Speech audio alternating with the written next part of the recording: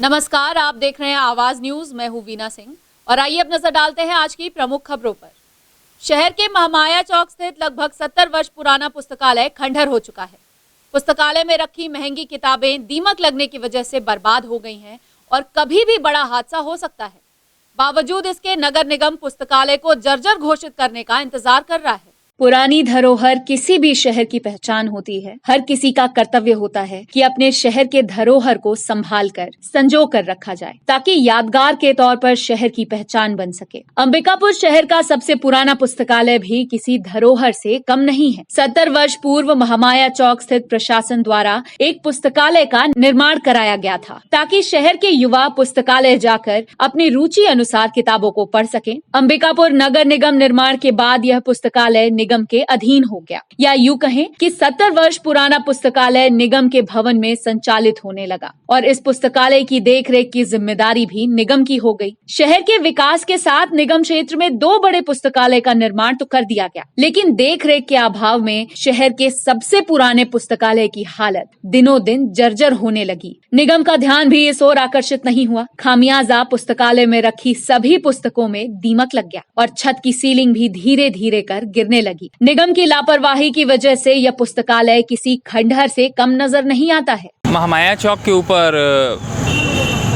जो पुस्तकालय है मेरे ख्याल से वो बहुत ही पुराना है। हम लोग जब छोटे थे तब से देख रहे हैं और मैंने भी देखा, अभी मुझे पता भी लगा और मैंने देखा भी कि बहुत ही जर्जर हालत में है।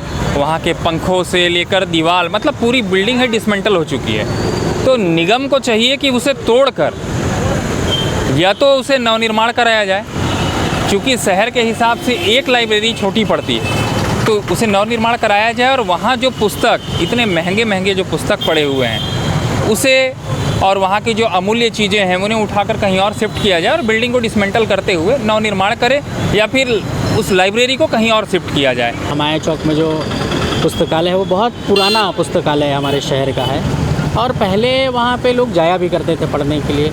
अभी वर्तमान की स्थिति में अगर देखा जाए तो वहाँ की स्थिति इतनी जर्जर हो चुकी है कि वहाँ की दीवारें टूट रही हैं, ऊपर का छज्जा टूट करके गिर रहा है, पुस्तकें वगैरह सारी कुछ रखी हुई हैं। लेकिन अब नगर निगम प्रशासन को उस ओर ध्यान देना चाहिए ताकि वहाँ पर जाकर के विद्यार्थी या जो भी युवा वर्ग के लोग हैं और प्रबुद्ध नागरिक हैं शहर के, वो लोग जाकर के वहाँ पे कुछ पढ़ सके। पुस्तकालय की जर्जर स्थिति को देख आसपास के दुकानदारों ने कुछ दिनों पहले इसकी सूचना नगर निगम को दी थी। दरअसल जिस निगम भवन में पुराना पुस्तकालय है उस भवन में कुछ दुकान भी संचालित हो रहे हैं। अब दुकान संचालकों को डर सता रहा है कि पुस्तकालय के खंडहर भवन की वजह से कहीं बड़ा हादसा न हो जाए। 60 से 70 वर्ष पुरानी है और काफ़ी जर्जर स्थिति में है। नीचे कुछ दुकानें संचालित हैं, जर्जर स्थिति में है, कभी भी आकस्मिक दुर्घटना हो सकती है।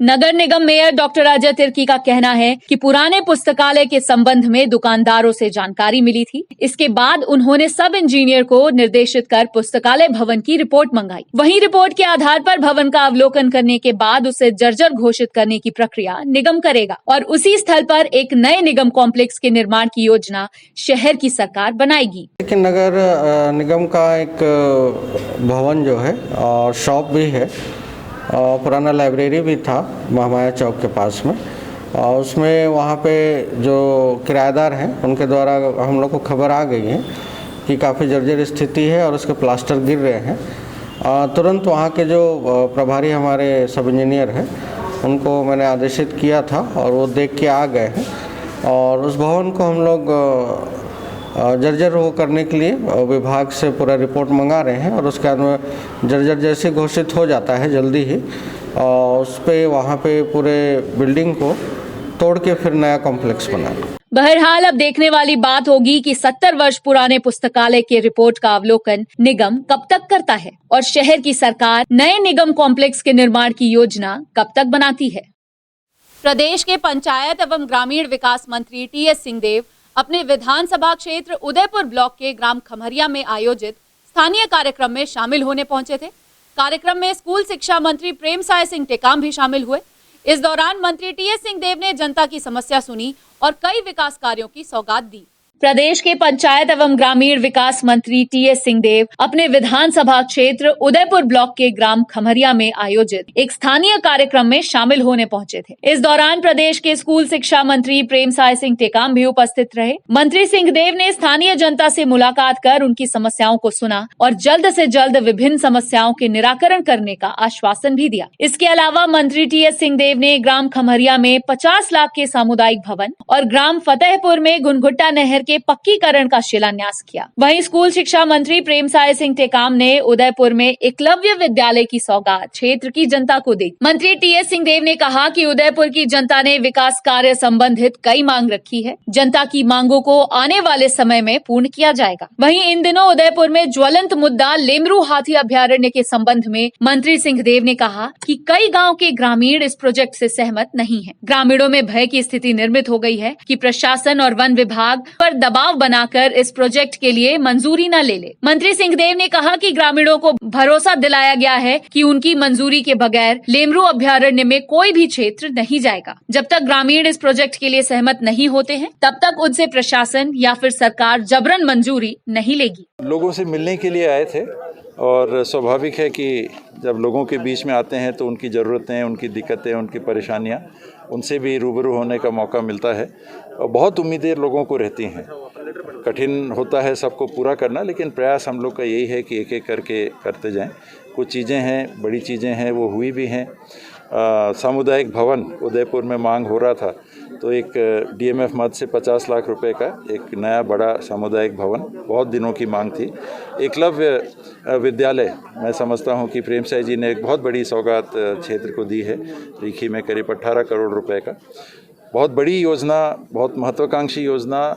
ग्रामीण क्षेत्र में भी शहरों के तर्ज पे हर गांव में नल से पानी पहुंचाना, उसके लिए उदयपुर ब्लॉक में 217 करोड़ की 3 साल की बनाई गई ये योजना है। जितनी जल्दी इसको पूरा कर सकें इसका प्रयास रहेगा। एक और समस्या लेमरू अभयारण्य को लेके भी है और मेरे पास बार बार यही खबर आ रही थी कि लोग सहमत नहीं हैं और दबाव है प्रशासन का कि उनके पास लोग जा रहे हैं, विभाग के लोग जा रहे हैं और भय में थे कि भाई हमको मंजूरी शायद देनी पड़े। तो एक ये भी मकसद था आज आने का कि लोगों को ये रहे स्पष्ट कि कोई ले नहीं सकता। आपकी सहमति के बिना लेमरू अभयारण्य में कोई क्षेत्र नहीं जाएगा। तो आप सहमत हैं तो हमको कुछ नहीं कहना, आप सहमत नहीं हैं तो सरकार या कोई भी प्रबंधन ले नहीं सकता। सरगुजा जिले में कोरोना से संक्रमित मरीजों का रिकवरी रेट काफी तेजी से बढ़ा है। रिकवरी रेट बढ़कर 80% तक पहुंच गया है, लेकिन अंबिकापुर मेडिकल कॉलेज अस्पताल में कोविड मरीजों के मौत का आंकड़ा थम नहीं रहा है। एक तरफ जहां सरगुजा जिले में कोरोना संक्रमित मरीजों का रिकवरी रेट 80% तक पहुंच गया है, वहीं आए दिन हो रही कोरोना संक्रमित मरीजों की मौत से चिकित्सकों की मुसीबत भी बढ़ गई है। इसी कड़ी में 2 और कोविड संक्रमित मरीजों के मौत का मामला सामने आया है। जानकारी के अनुसार बिश्रामपुर के ग्राम हरी टिकरा निवासी 45 वर्षीय एक संक्रमित मरीज को इलाज के लिए मेडिकल कॉलेज अस्पताल में भर्ती कराया गया था। मरीज को पहले से किडनी की बीमारी थी। मरीज का आईसीयू वार्ड में इलाज चल रहा था, लेकिन उसकी इलाज के दौरान शनिवार रात मौत हो गई। इसके अलावा लुंड्रा निवासी 52 वर्षीय एक पुरुष को कोरोना से संक्रमित पाए जाने के बाद गंभीर हालत में उसे इलाज के लिए अंबिकापुर मेडिकल कॉलेज कोविड अस्पताल लाया गया, लेकिन उसकी भी जान नहीं बच सकी। इलाज के दौरान मरीज की कोविड अस्पताल में मौत हो गई। आपको बता दें कि अंबिकापुर मेडिकल कॉलेज कोविड अस्पताल में इलाज के दौरान अब तक 32 कोरोना संक्रमित मरीजों की मौत हो चुकी है। खबरों का सिलसिला जारी रहेगा। लौटते हैं एक छोटे से ब्रेक के बाद।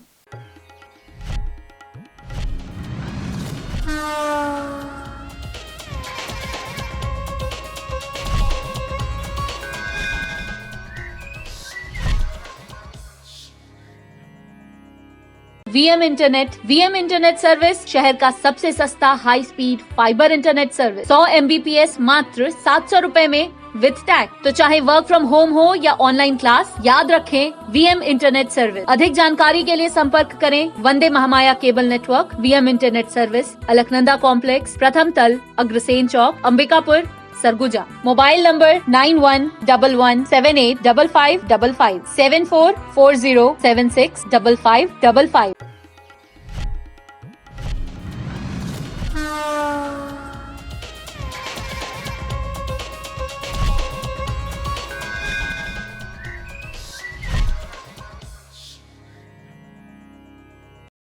ब्रेक के बाद आपका स्वागत है। आइए बढ़ते हैं अगली खबर की ओर। जशपुर जिले में प्रदेश सरकार की महत्वपूर्ण योजना बिजली बिल हाफ दम तोड़ती नजर आ रही है। शहर के भ्रमण पर निकले संसदीय सचिव व कुनकुरी विधायक यूडी मिंज एक दुकान के बाहर सैकड़ों बिजली बिल टंगा देखकर भड़क गए और विद्युत विभाग के अधिकारियों को फोन लगाकर जमकर फटकार लगाई। जशपुर जिले में विद्युत विभाग के अधिकारियों व कर्मचारियों के लापरवाही की वजह से प्रदेश सरकार की महत्वपूर्ण योजना बिजली बिल हाफ दम तोड़ती नजर आ रही है। उपभोक्ताओं को इस योजना का फायदा नहीं मिल रहा है। अधिक बिजली बिल आने की वजह से उपभोक्ता परेशान है। इस बात की शिकायत क्षेत्र के उपभोक्ताओं ने पेशे से इंजीनियर रह चुके कुनकुरी विधायक व संसदीय सचिव यूडी मिंज से की। उपभोक्ताओं का आरोप है कि विद्युत विभाग उन्हें बढ़ी हुई बिजली बिल थमा देता है। शिकायत मिलते ही विधायक खुद मामले की जाँच के लिए निकल गए। उन्होंने पाया कि एक दुकान में कई बिजली बिल टंगा हुआ है। यही नहीं, विद्युत विभाग उपभोक्ताओं को समय पर बिजली बिल उपलब्ध नहीं करा रहा है, जिस वजह से उपभोक्ता पेनाल्टी के साथ बिजली बिल का भुगतान करने को मजबूर हैं। मामले की जांच करने निकले विधायक ने पाया कि विद्युत विभाग के कर्मचारी बिजली बिल घर घर बांटने के बजाय चौक चौराहों में बिल फेंक कर चले जाते हैं। इस बात से नाराज विधायक यूडी मिंज आग बबूला हो गए और सरगुजा संभाग के चीफ इंजीनियर ML भगत को फोन लगाकर लापरवाह अधिकारी व कर्मचारियों के खिलाफ कार्यवाही करने की बात कही। तो बिजली बिल टंगा देखा, मैंने ग्रामीणों से पूछा, वहाँ पर उन्होंने शिकायत की कि सर बिजली बिल लगातार बहुत ज्यादा भी आ रहा है, अक्सर यहाँ पे टांग के चले जाता है, 2-2 3-3 महीने लोग मीटर रीडिंग भी नहीं करते हैं। इसकी शिकायतें हर जगह से देखने को मिली थी, देखने को आया था। तो हमने चीफ इंजीनियर को कुनकुरी में बुलवाया था और उसे हिदायत भी दी थी उसके बाद ये इस टाइप के नहीं होना चाहिए। ठेकेदारों का स्ट्रिक्टली इंस्ट्रक्शन कीजिए कि हर महीने मीटर रीडिंग भी लें, बिजली बिल भी दें। और यहाँ तो मैंने चीफ इंजीनियर को व्हाट्सएप कॉलिंग करके भी दिखाया कि बिजली बिल कैसा टंगा हुआ है। देखते हैं उसमें क्या करते हैं, लेकिन उनको सख्त निर्देश दिया है कि ठेकेदार के अगेंस्ट कार्रवाई करें इस पर। और ठेकेदार की बदमाशी है, गलतियां हैं, कर्मचारियों और ठेकेदारों की मिली भगत से सारी चीजें हो रही है। जशपुर जिले में बढ़ते दुष्कर्म एवं महिलाओं के साथ आए दिन हो रहे अपराधों के विरोध में भारतीय जनता पार्टी ने हुंकार रैली का आयोजन किया। इस दौरान बीजेपी नेताओं ने प्रदेश सरकार पर आक्रोश व्यक्त किया। बीजेपी के कार्यकर्ताओं ने राज्यपाल के नाम 5 सूत्रीय मांगों को लेकर ज्ञापन भी सौंपा। जशपुर जिले में बढ़ते दुष्कर्म एवं महिलाओं के साथ हो रहे आए दिन आपराधिक घटनाओं के खिलाफ बीजेपी ने मोर्चा खोल दिया है। इसी कड़ी में बीजेपी नेताओं ने हुंकार रैली का आयोजन कर धरना प्रदर्शन किया। बस स्टैंड में आयोजित 1 दिवसीय धरना कार्यक्रम में बीजेपी सांसद गोमती साय ने जिले में महिलाओं, बच्चियों पर बढ़ते अपराधों को लेकर प्रदेश सरकार और जिला प्रशासन पर जमकर बरसे। सांसद ने प्रदेश सरकार पर अपराधियों को संरक्षण देने का गंभीर आरोप लगाया। वहीं सुरक्षा मंच के प्रमुख व पूर्व कैबिनेट मंत्री गणेश राम भगत ने कांग्रेस के विधायकों को निकम्मा बताते हुए कहा कि विधायक का क्या काम है, क्या दायित्व है, उन्हें नहीं पता है। केवल भ्रष्टाचार और अराजकता फैलाने में कांग्रेस विधायक लगे हुए हैं। वहीं भाजपा के प्रदेश महामंत्री कृष्ण कुमार राय ने कहा कि पंडरसिली में पहाड़ी कोरवा युवती की मौत पर हत्या का मामला दर्ज नहीं हुआ है और दुलदुला के करडेगा क्षेत्र में एक आदिवासी युवती के साथ गैंग रेप के मामले में 307 हत्या की कोशिश का जुर्म दर्ज नहीं किया जा रहा है। जब तक दोनों मामले में मांग पूरी नहीं होती है, बीजेपी आंदोलन खत्म नहीं करेगी।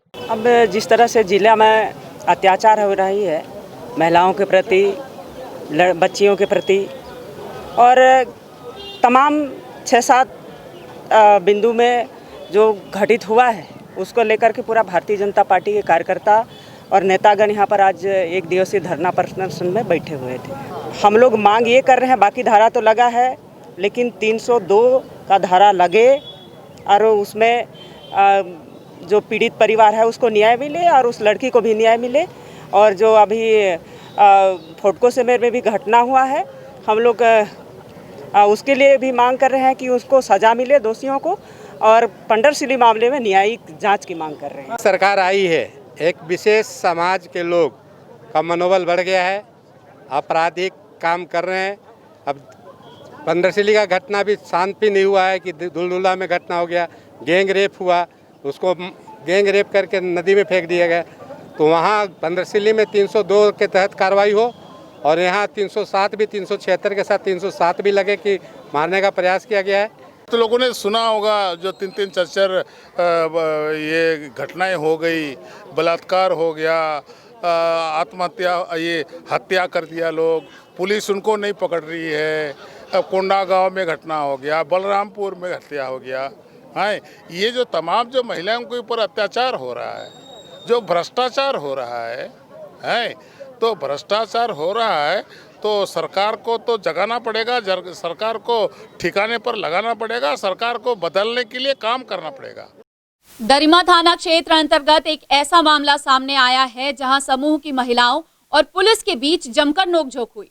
देखिए आखिर क्या है पूरा मामला। महिला स्वयं सहायता समूह की हजारों महिलाओं ने दरिमा निवासी अयोध्या गुप्ता, पत्नी गीता देवी सहित बेटे राजेश गुप्ता व रवि गुप्ता पर करोड़ों रुपए के गबन करने का आरोप लगाया है। समूह की महिलाओं का आरोप है कि उक्त परिवार के द्वारा कई गांव की महिला समूह से पैसा जमा करने के नाम पर ठगी की गई। उक्त परिवार ने महिलाओं के पैसे का दुरुपयोग करते हुए अपना 3 मंजिला घर बनवाया, साथ ही कई गाड़ियां भी खरीद ली। इसके बाद आरोपियों को फलता फूलता देख समूह की महिलाओं ने उन्हें पैसा देना भी बंद कर दिया। वहीं कई गांव के पीड़ितों ने मिलकर मामले की शिकायत थाने में भी की थी। पीड़ितों की शिकायत पर पुलिस राजेश गुप्ता के खिलाफ कार्यवाही कर उसे जेल भी भेज दिया था। पुलिस की कार्यवाही के बाद परिवार के अन्य सदस्य फरार हो गए। इसी कड़ी में रविवार को दरिमा पुलिस महंगी गाड़ियों को जब्त करने आरोपियों के घर पहुंची। तभी हजारों की संख्या में समूह की महिलाएं भी मौके पर पहुंच गयी और महिलाएं पुलिस को वाहन ले जाने से रोकने लगी। इस दौरान पुलिस और महिलाओं के बीच जमकर नोकझोंक हुई। दरअसल पीड़ित महिलाओं का कहना है